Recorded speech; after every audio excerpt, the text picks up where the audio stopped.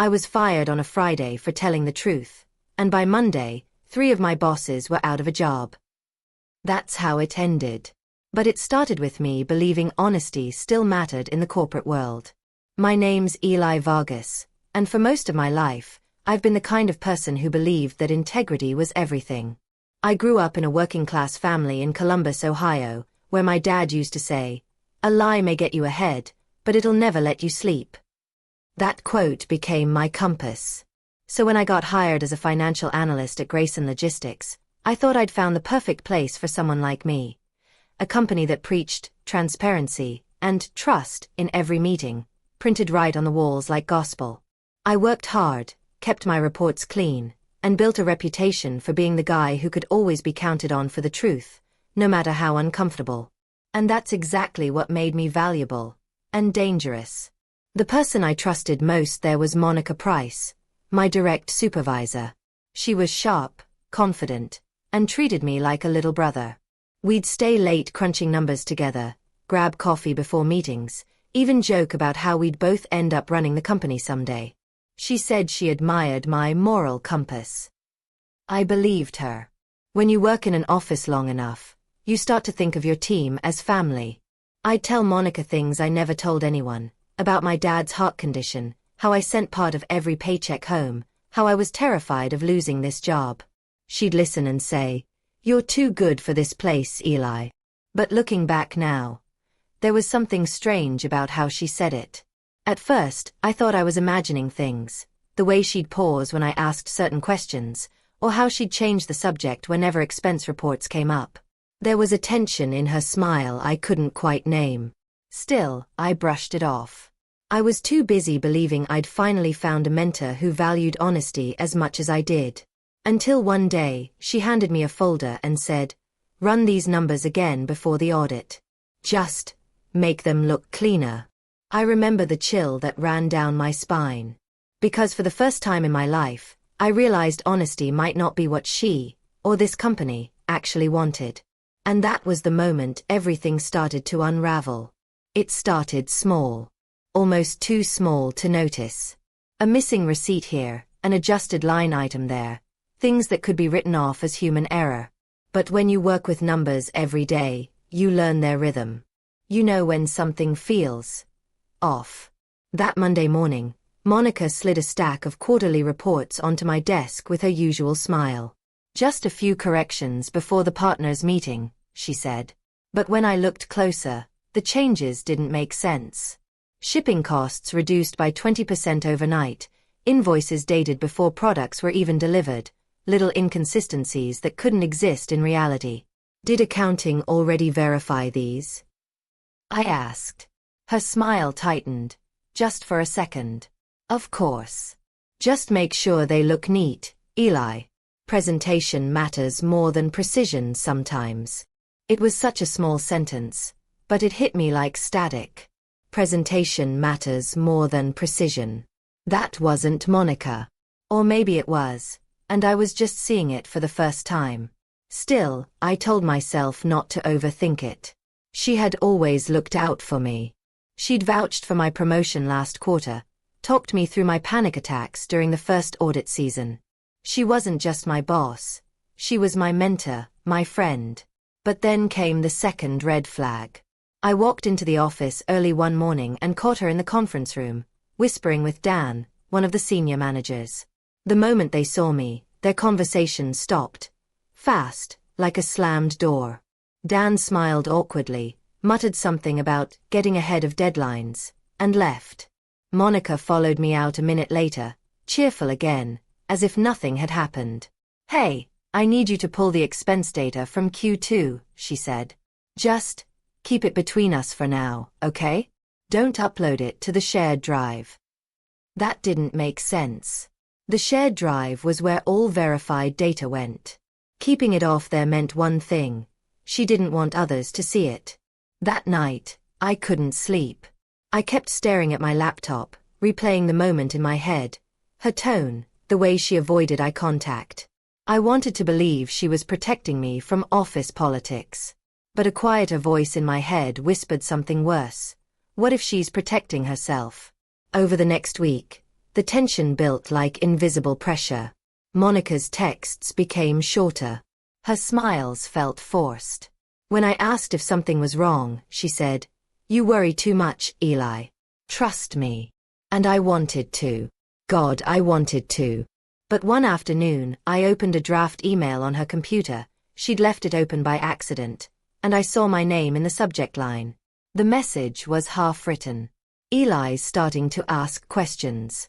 We might need to." That's where it ended. She must have deleted it before sending. I told myself there had to be an explanation. But deep down, I knew. The numbers weren't the only thing that didn't add up anymore.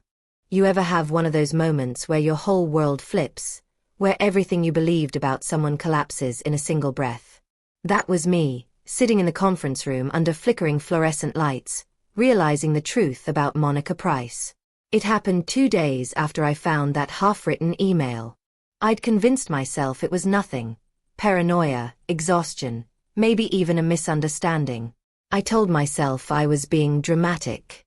But the numbers kept whispering otherwise. And then, the audit hit. Corporate had sent in their external auditors for a surprise review.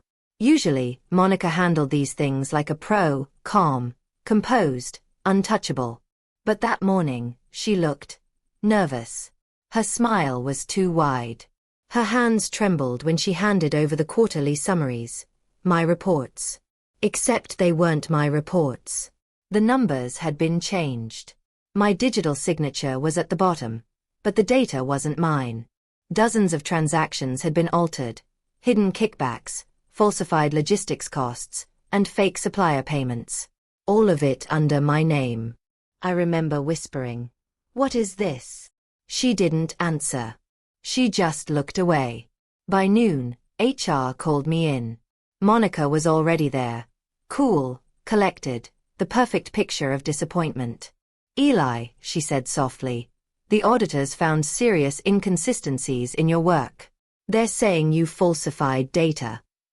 My throat closed up. "That's impossible. You told me to." But the words stuck in my mouth.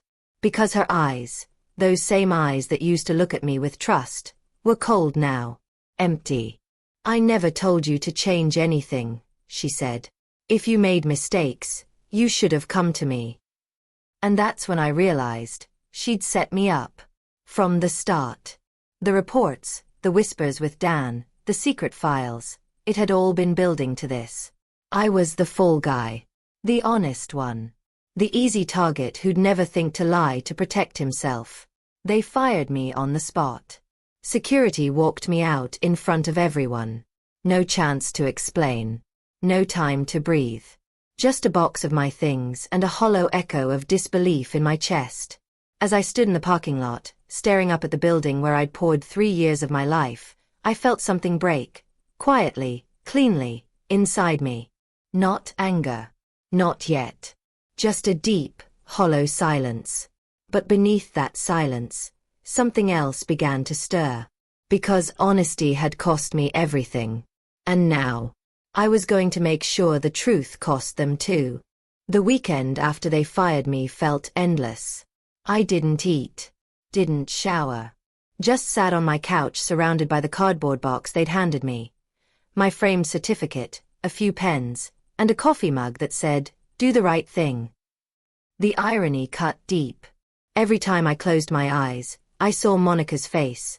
Calm, composed, lying through her teeth while I stood there looking like a fool. I kept replaying it, wondering what I could have said, what I could have done differently. But the truth was, I'd done everything right. I'd been honest. And honesty had gotten me destroyed. By Sunday night, my name was already making the rounds online. Analyst fired for data manipulation. Someone at the company had leaked the story. My reputation, gone. Future jobs, dead on arrival. I didn't even have the money to hire a lawyer. The world had moved on. But I couldn't. It wasn't until late Monday that something inside me finally cracked. I was scrolling through old emails, trying to piece together what happened, when I found it, a forwarded message Monica had once sent me months ago. It was small, something I'd barely noticed at the time. An internal memo she'd copied me on by accident. It contained a list of preferred vendors for logistics contracts, the same names that appeared in the falsified transactions. But one caught my eye. Grey Dan Solutions. Grey Dan. Dan, the senior manager she'd been whispering with. The realization hit me like a lightning bolt. She hadn't just thrown me under the bus. She'd built an entire cover operation with him. Falsified accounts, fake supplier payments, and when things got risky, she needed someone clean, naive, and honest to pin it all on. That was the moment I stopped feeling sorry for myself. I thought of my dad again, the night before he passed, when he told me, "If you lose everything but the truth, you still have something worth fighting for." I hadn't fought. Not yet. But I would. So I wiped my tears, opened a new spreadsheet, and started digging. I had access to months of archived reports saved locally, every email, every time-stamped edit. I could trace every single falsified number back to its origin. Piece by piece, I was going to build the truth, the same weapon they tried to destroy me with. This wasn't about getting my job back anymore. It was about justice. I looked at the company logo on an old memo, whispered under my breath, "You fired the wrong person," and felt the weight of my fear finally lift. Because for the first time since it all began, I wasn't scared anymore. I was ready. And I wasn't stopping until every one of them fell. I became a different kind of patient. Where panic had once taken up residence, a slow, professional calm moved in, the kind you see in people who understand chess, not checkers. I stopped screaming and started cataloging. Not impressions, not angry suspicions. Hard, traceable connections. I dug through every archived.xls on my old laptop, matched timestamps to email headers, and cross-referenced vendor names with state business filings. Grey Dan Solutions wasn't some phantom. It had an address, a shell website, a payee name that matched a board member's cousin. Little threads connected to bigger ones. Each match tightened the noose around a lie. I couldn't fight this alone. So I reached out. Carefully, selectively. There was Priya from procurement, who'd been passed over for promotions and quietly hated the way invoices, mysteriously, cleared. There was Marco, a junior accountant who admired my adherence to detail and who'd noticed Monica's late-night edits. I didn't plead, I presented facts.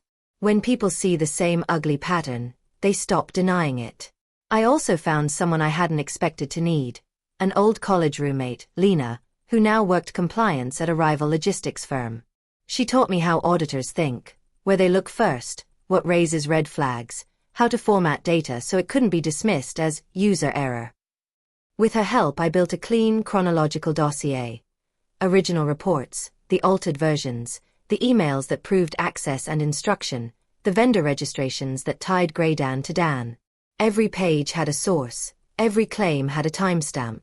I used anonymity where it mattered. I mirrored the dossier to encrypted drives and to a secure cloud I'd paid for with the last of my savings. I made redundant copies and hid them in places that required them to be found, not by chance, but when somebody needed leverage. I learned to speak like someone who knew how systems failed, not just how they were exploited. Then came the bait. I planted small, plausible concerns back inside the company. A subtle question dropped to a sympathetic ex-colleague about an irregular invoice, a casual remark about a vendor's delivery dates. Monica laughed it off. Dan grinned and nodded, convinced the ripples were too tiny to matter. They still believed they were in control. When the time came, I escalated in a way I knew would force hands without breaking laws. An anonymous, meticulously sourced packet to an investigative reporter who loved corporate rot. A sealed, notarized copy of the dossier filed with a government whistleblower portal, and a concise, evidence-backed note to the external auditing firm that had handled our last review. I didn't want dramatic confrontations. I wanted mechanisms that couldn't be ignored. I wanted people with authority to look, verify, and act. Sitting at my kitchen table, watching the queued emails and uploads finish, I felt something like relief. The machine I'd built, quiet, methodical, devastatingly simple, was running. I closed my laptop, breathed in, and imagined the boardroom where Monica had once smiled like a friendly god. The pieces were locked.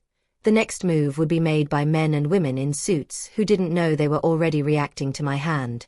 I put my finger over the final send button. Outside, the city hummed. Inside, a storm gathered, patient and precise. The next week moved like a thunderclap. The reporter didn't bury the packet, she ran it. Her headline was clinical and ugly: logistics giant under scrutiny, shell vendors, falsified invoices, and a culture of concealment. Within 24 hours, the story had been picked up by every trade outlet that mattered. The external auditors I'd tipped reopened the file. The government whistleblower portal acknowledged receipt and forwarded the dossier to a federal investigator. Stock tickers blinked red. Someone in legal stopped smiling. What followed wasn't cinematic in the Hollywood sense. There were no dramatic monologues or villainous confessions. There were meetings, subpoenas, and quiet phone calls. There were freezes on accounts and overnight forensic reviews. There were HR memos that read like sentences in a death notice. Interim suspension pending investigation. Monica's face on the intranet announcement, the same face that had once comforted me, was now an avatar for a scandal. They tried to control the narrative at first. Monica posted a polished statement about errors and regrettable oversight. Dan blamed poor vendor management. And the CEO announced an independent review with the kind of otherworldly calm executives use when they're already late. But the evidence moved faster than spin. Time-stamped edits showed Monica's account accessing files at 2 a.m. The vendor payments traced back to a shell entity registered to an address 2 towns over, a holding company linked to Dan's cousin. Emails proved the chain of instruction. Every plausible excuse collapsed under the weight of documentation. By midweek, the board convened emergency sessions. 2 senior managers were placed on administrative leave. The CEO, who'd preached transparency during every town hall, was asked to step down while the audit continued. Monica and Dan were escorted from compound offices in different cars. Their entourages vanished. For employees who'd once called Monica a mentor, the betrayal was public, personal, devastating. Then came the legal moves. The auditors made a criminal referral after finding clear evidence of intentional falsification and illicit disbursements. Federal agents served search warrants. The shell companies were dissolved. Bank records, once scattered and obscure, now formed a trail as obvious as fingerprints. Watching footage of Monica exit the building that first day, hair pinned, expression brittle, felt like watching a person at the precise moment they realized the script had flipped. People took pictures. A few former ments shook their heads in disbelief. There was no applause. Only the hum of camera shutters and the metallic click of a door. When charges were announced months later, fraud, conspiracy, embezzlement, the world that had sheltered them dissolved. Monica gave a short statement outside the courthouse about mistakes and lessons learned. Nobody believed it. Dan quietly resigned, his LinkedIn emptied of all references. I sat in the gallery the day indictments were unsealed. Monica's eyes met mine across a roomful of strangers. For a second, the tiniest sliver of time, I saw shame, then an almost childlike confusion, as if she could not understand how a person she'd used could stand there, calm, unbroken. The courtroom noise fell away. My father's voice echoed in my head. A lie may get you ahead, but it'll never let you sleep. Outside, cameras reported the facts. Inside, the silence felt like a verdict of its own. I had been honest, and my honesty had ended their careers. The statement tasted of iron and something purer. Justice rendered, not vengeful, but inevitable. It's strange how quiet justice sounds. Months after the trials, the noise faded, the headlines, the outrage, the endless speculation. What stayed behind was silence. The kind of silence that feels earned. Monica took a plea deal. She avoided prison, but she lost everything else. Her job, her license, her reputation. The industry she once ruled closed its doors on her. Dan wasn't as lucky. His greed left a paper trail too long to deny, and the court didn't show mercy. They'd both built their lives on manipulation, on twisting numbers, twisting people. So it felt fitting that their downfall came from something they could never control: the truth. As for me, I got my name back. The investigation cleared me completely. The company's new leadership sent a formal apology, though it read like every corporate apology ever written. Polished, distant, safe. Still, it meant something. My record was clean again. But I didn't go back. I couldn't. That chapter of my life had burned to the ground, and standing in the ashes taught me something no spreadsheet ever could. Being honest isn't about trusting others, it's about refusing to betray yourself. I started over, small but steady, consulting for independent businesses, helping them set up transparent accounting systems. Word spread fast. Not about my firing, not about the scandal, but about how I helped companies stay clean. That was enough for me. Sometimes, late at night, I still think about the day Monica looked me in the eye and said, "Trust me." I remember how easily I believed her, how badly I wanted to.